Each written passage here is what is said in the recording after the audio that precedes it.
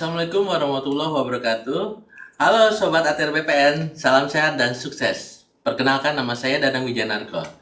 Senang sekali rasanya kita dapat berjumpa kembali dalam rangkaian video tentang siap menghadapi penilaian kompetensi. Dalam kali ini, kita akan berbincang-bincang mengenai salah satu kompetensi dari 8 kompetensi manajerial, yaitu kompetensi pengembangan diri dan orang lain. Video ini merupakan video seri ke-8 dari 12 seri rangkaian video siap menghadapi penilaian kompetensi yang kami sajikan. Baik Sobat ATR BPN, bersama saya telah hadir 2 narasumber yang sangat luar biasa ini yang akan menyampaikan penjelasan terkait dengan kompetensi pengembangan diri dan orang lain. Yang pertama adalah Pak Sarjono Agus Santoro. Iya Pak. Ya. Nah, selanjutnya adalah Bapak Riono. Gimana kabarnya Pak? Halo, alhamdulillah baik. Baik. Keduanya adalah asesor SDM aparatur ahli madya di Kementerian ATR BPN yang sudah berpengalaman dalam mengelola SDM di Kementerian ATR BPN, baik di pusat, di Kanwil maupun di kantor pertanahan. Kedua narasumber ini akan memberikan penjelasan mengenai hal-hal yang terkait dengan kompetensi pengembangan diri dan orang lain, atau yang sering kita singkat kompetensi PDOL, itu yang sering kita dengar. Nah, seperti halnya kompetensi manajerial yang lainnya, kompetensi PDOL ini terdiri dari 5 level. Namun pada kesempatan kali ini, kita hanya membahas level 1 sampai level 3. Pada kesempatan pertama, saya akan menanyakan kepada Pak Sarjono nih, terlebih dahulu nih Pak. Apa sih yang dimaksud dengan kompetensi pengembangan diri dan orang lain Pak? Baik, terima kasih Pak Danang, Sobat ATR BPN dimanapun berada, salam sehat dan salam sukses untuk kita semua. Sebelum kita memasuki pembahasan masing-masing level, Sobat ATR BPN harus tahu dulu nih, apa itu kompetensi pengembangan diri dan orang lain. Kompetensi pengembangan diri dan orang lain adalah kemampuan untuk meningkatkan pengetahuan dan menyempurnakan keterampilan diri, menginspirasi orang lain untuk mengembangkan dan menyempurnakan pengetahuan dan keterampilan yang relevan dengan pekerjaannya. Dan pengembangan karir jangka panjang, mendorong kemauan belajar sepanjang hidup, memberikan saran, bantuan, umpan balik, bimbingan guna membantu orang lain untuk mengembangkan potensi dirinya. Oh gitu. Jadi seorang PNS itu dituntut selain meningkatkan pengetahuan dan keterampilan dirinya, juga harus mampu mengembangkan kemampuan orang lain ya Pak ya? Betul Pak Danang. Gitu. Nah, kalau deskripsi pada level 1 dari kompetensi pengembangan diri dan orang lain ini, mungkin Pak Riono bisa menjelaskan Pak. Baik, terima kasih Pak Danang. Halo Sobat ATR BPN. Pada level 1 pengembangan diri dan orang lain, kita dituntut untuk bisa melakukan pengembangan diri. Indikator perilaku yang pertama pada level 1 ini, tinjau perilaku kita. Apakah kita mampu mengidentifikasi kebutuhan pengembangan diri dan menyeleksi sumber serta metodologi pembelajaran yang diperlukan. Untuk memenuhi indikator perilaku ini, kita harus memenuhi 2 hal, Pak. Yaitu pertama, kita harus bisa mengidentifikasi kebutuhan pengembangan diri kita. Yang kedua, menyeleksi sumber serta metodologi pembelajaran yang kita perlukan, Pak. Nah, untuk indikator perilaku kedua pada level 1 ini, tinjau perilaku kita. Apakah kita menunjukkan usaha yang mandiri untuk mempelajari keterampilan maupun kemampuan baru dari berbagai media pembelajaran? Untuk memenuhi indikator ini, kita harus bisa menunjukkan usaha mandiri dan berupaya meningkatkan diri dengan belajar dari orang lain yang berwawasan luas di dalam organisasi.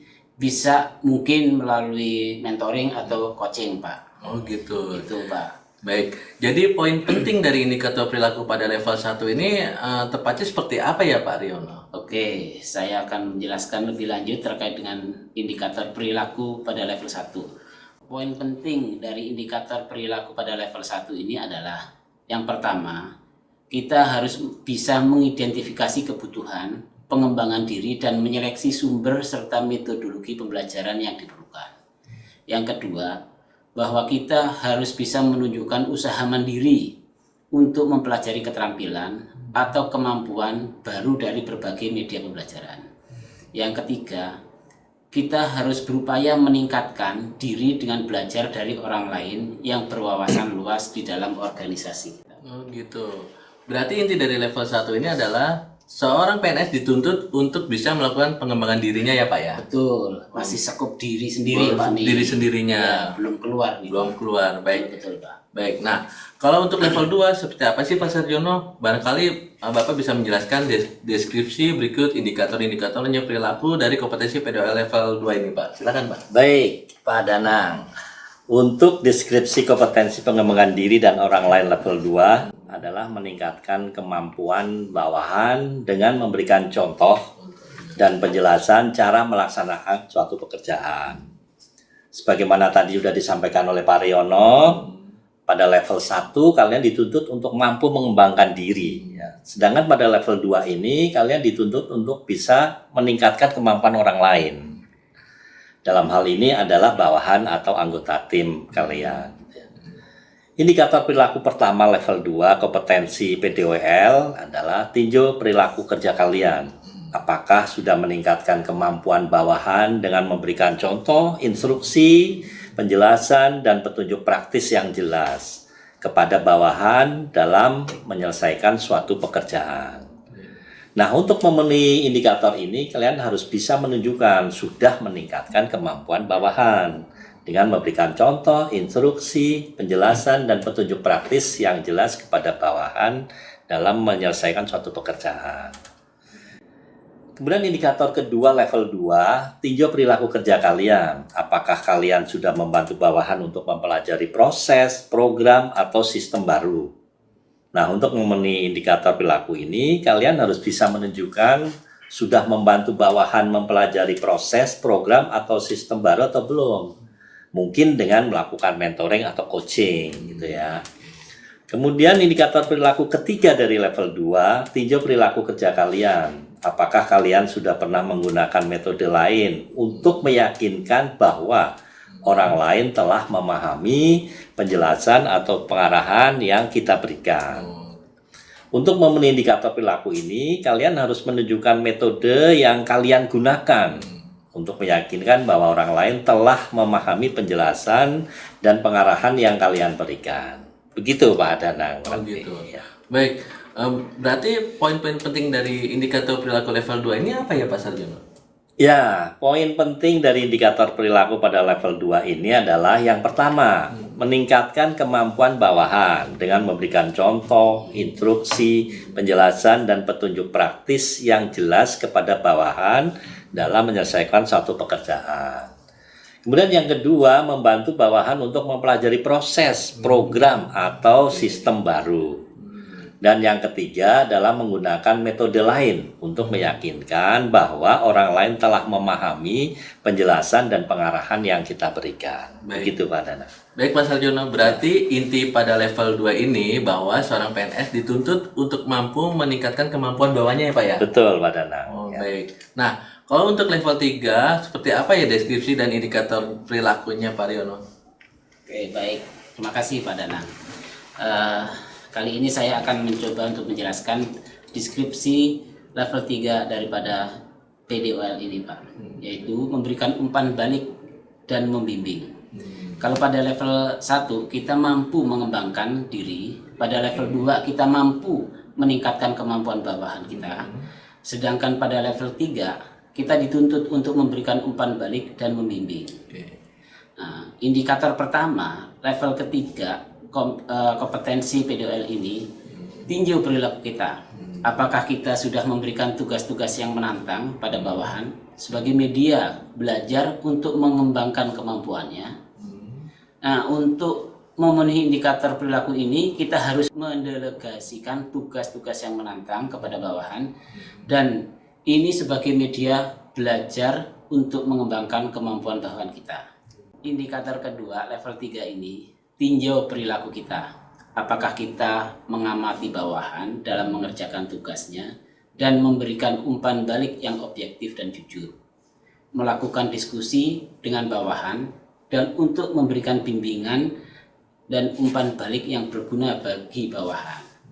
Nah, untuk memenuhi indikator perilaku ini, kita harus memberikan bukti bahwa kita telah melakukan umpan balik terhadap kinerja bawahan kita yang objektif dan jujur melalui diskusi dan bimbingan untuk memberikan umpan balik yang berguna bagi bawahan kita. Indikator ketiga, level 3, tinjau perilaku kita. Apakah kita sudah mendorong kepercayaan diri bawahan kita, memberikan kepercayaan penuh pada bawahan untuk mengerjakan tugas dengan caranya sendiri, serta memberi kesempatan dan membantu bawahan untuk menemukan peluang yang berkembang.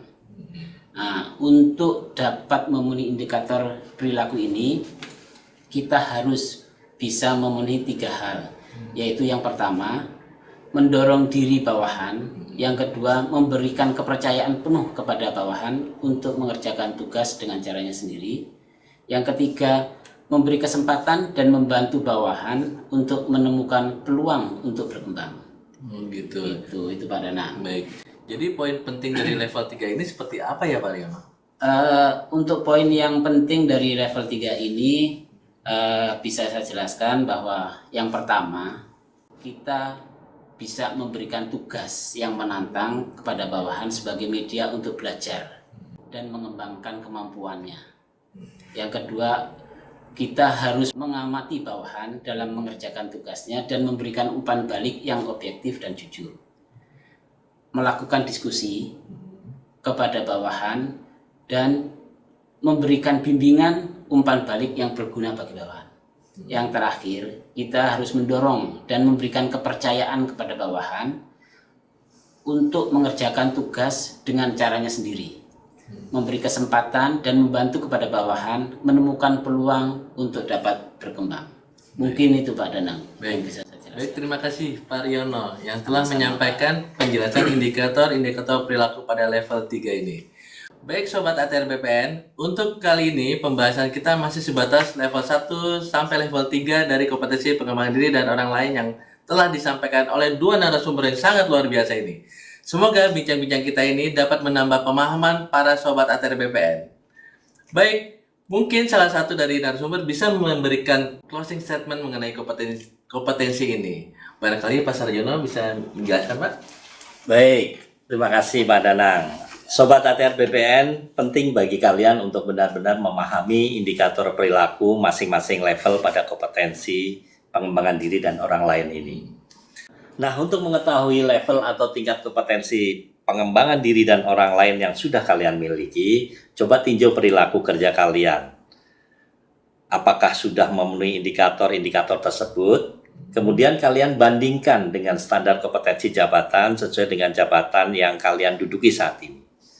Apakah sudah terpenuhi atau belum? Kalau belum memenuhi atau belum mencapai standar kompetensi jabatan yang dipersyaratkan, mulai saat ini coba perilaku kerja kalian sesuaikan dengan indikator-indikator pada masing-masing level pada kompetensi PDOL tersebut. Atau Sobat ATR BPN juga bisa meningkatkan kompetensi PDOL ini melalui beberapa cara, seperti pengembangan melalui aktivitas pada pekerjaan, kemudian melalui workshop, training, e-learning, blended learning, webinar, atau membaca buku dan artikel yang terkait dengan kompetensi pengembangan diri dan orang lain. Seperti yang sudah saya sampaikan lebih rinci pada seri 1 ya, pada dalam rangkaian video siap menghadapi penilaian kompetensi. Dengan demikian diharapkan saat Sobat ATR BPN mengikuti kegiatan penilaian kompetensi dapat menunjukkan level tertinggi yang benar-benar kalian miliki. Saya kira itu Pak Danang. Baik Sobat ATR BPN, itu tadi bincang-bincang kita dengan kedua narasumber yang sangat luar biasa ini. Semoga bisa mencerahkan dan menambah wawasan kita semua dan tentunya dapat bermanfaat dalam upaya pengembangan kompetensi ASN di lingkungan Kementerian ATR BPN. Ikuti terus series siap menghadapi penilaian kompetensi pada video-video lainnya. Jangan lupa like, komen, dan subscribe pada media sosial PPSDM. PPSDM Road to Korpu, PPSDM mencetak ASN muda unggul. Wassalamualaikum warahmatullahi wabarakatuh. Salam asesor.